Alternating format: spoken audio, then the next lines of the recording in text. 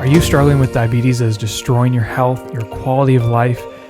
You're not getting help, you're not finding answers. Today in this video, I want to give you some hope as I show you how to reverse diabetes naturally. Coming up next on Rethink Health.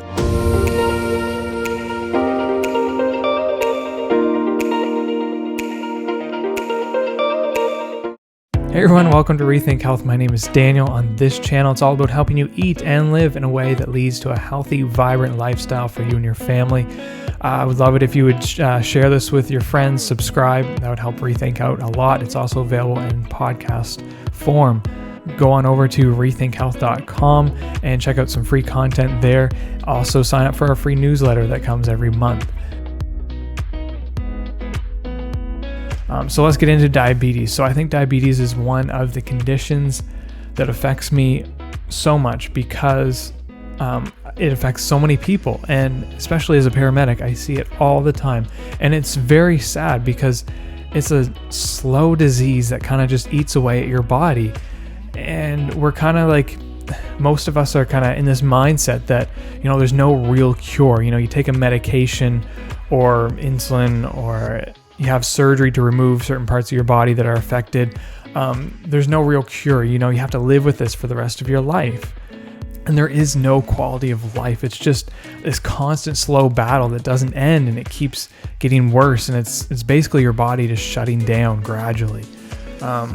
So you have two types, type 1, type 2. There's many different names maybe for them today now, but type 1, which is your body kind of, the pancreas just gives up. It doesn't work. Maybe you're born with it that way. Maybe it's heredity. But your quality of life can greatly be improved if you have that. I don't know if you can be completely reversed. Some people say you can, but your quality of life and your health can definitely be improved a lot. Type 2 can be completely reversed. More than 30 million people, nearly 10% of the population in the United States have it. Another 34 million people are pre-diabetic. And I think out of those, like 7.2 million don't even know that they have diabetes. It's the 7th leading cause of death in the US and costs hundreds of billions of dollars per year.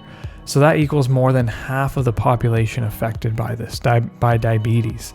And the worst thing about this is that it's preventable. For the vast majority of cases, it's preventable. And there are answers. There's things you can do to improve the quality of your life. It really boils down to this: 3 things: eating too much, a sedentary lifestyle, and overweight, which kind of leads to being overweight. So for the rest of this video, I'm going to talk about 5 things that if you do consistently and diligently will improve your symptoms and quality of life drastically.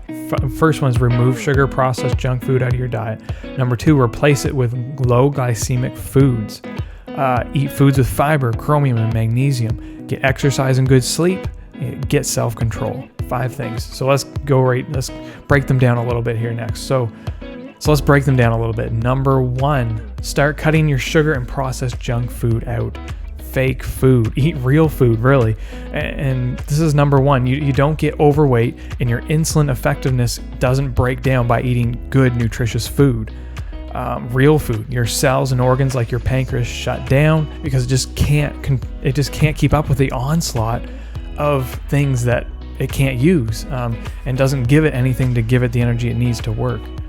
So like, just for example, diabetes really broken down is this. So this is what happens in your body that controls the sugar that is coming into your body. So your pancreas sends out insulin, which is a hormone that is the key to opening up the cells to be able to digest the sugar that is coming in.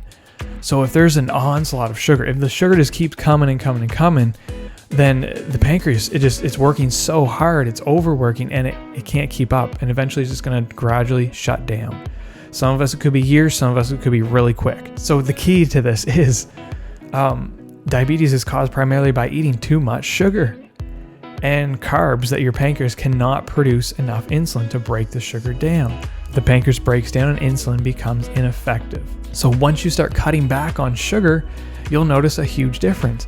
It's not going to happen over a day or a week. Like, you need to be consistent and diligent in this and persevere. You can't just try it for a day and then give up and say it's not working. You've been putting years of junk food and processed just bad food in your body, It's going to take more than a few days or even a few weeks or a few months. It's going to take some time to heal, to restore, to reverse what is going on in your body already. So have little to nothing to do with foods like candy, pop, sugary fruit drinks, even milk or chocolate milk, chocolate chips, or chocolate and chips, fast food, processed meats, and most packaged things in those middle aisles at the grocery stores. So hopefully that helps you eat real nutritious food and start cutting back on the sugar. That's number one.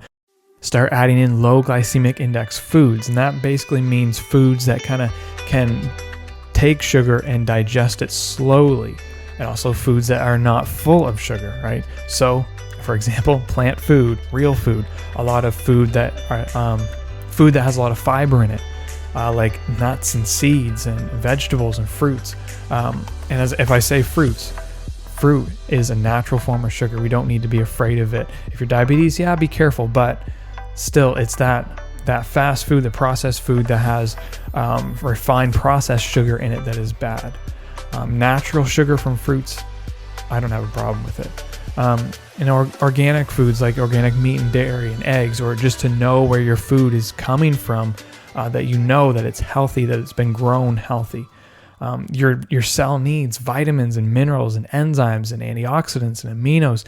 It needs all these things from whole, raw, nutritious food. Number 3 is eat foods and supplements with fiber, magnesium, and chromium. The 3 things that research has shown that diabetics are low in, they're deficient in. Research and common sense shows that a lot of us, especially diabetics, are deficient in minerals that our cell needs. So fiber, it slows down that sugar and carb intake to digest it slowly, absorb it slowly, allowing the body to manage it better. So magnesium, a common deficiency in North America, has over 300 jobs in the body. So this is huge. If you're deficient in this, you're definitely going to not feel good. So one of the jobs of magnesium is to manage that breakdown of sugar. So foods like avocados, dark leafy greens, beans, bananas, pumpkin seeds, chromium has been found to do a great job at managing carbon fat metabolism as well, by helping bring glucose in to be broken down and used for energy efficiently. So foods like green beans, broccoli, grass-fed beef, and whole grains. So number 4 is to make sure to get exercise and sleep. Yes, this goes without saying, but I think we overlook this. We don't think sleep, exercise is that important. We can live without it. Someday down the road, we'll do that. But no, exercise is needed to maintain life. These little things will have such a big impact on chronic disease.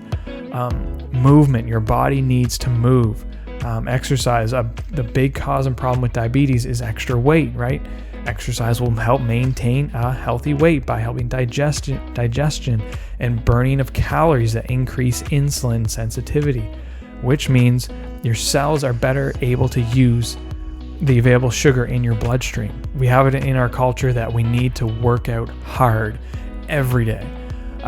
No, it's not the case. Research actually shows that it doesn't matter whether it's a low, medium, or high intensity workout, as long as you're moving and you're consistent in moving.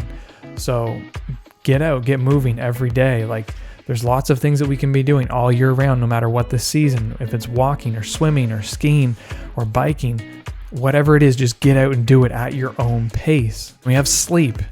Poor sleep patterns mess around with hormones and throw off the body's balance. Having good quality and quantity sleeps are essential in maintaining great health and balancing your blood sugar levels. So before we get to number 5, the last one, if this video is helpful, please share it with someone, subscribe, and head on over to rethinkhealth.com for lots more free resources for you, and to sign up for that free newsletter. So number 5 is self-control, and this kind of brings it all together. If we have self-control, all of these things are going to come together, and we are so terrible about this. We are so terrible with this in our culture. If you would just look at the feast that is constantly in front of you and stop giving in to the lust for more, how much less weight you would have on your hips and how much better you would feel. Diabetes is all about an overload of sugar and carbs. By eating too much, we eat way too much, and we don't need to. Eat what you need to survive. right? Practice self-control with what you eat.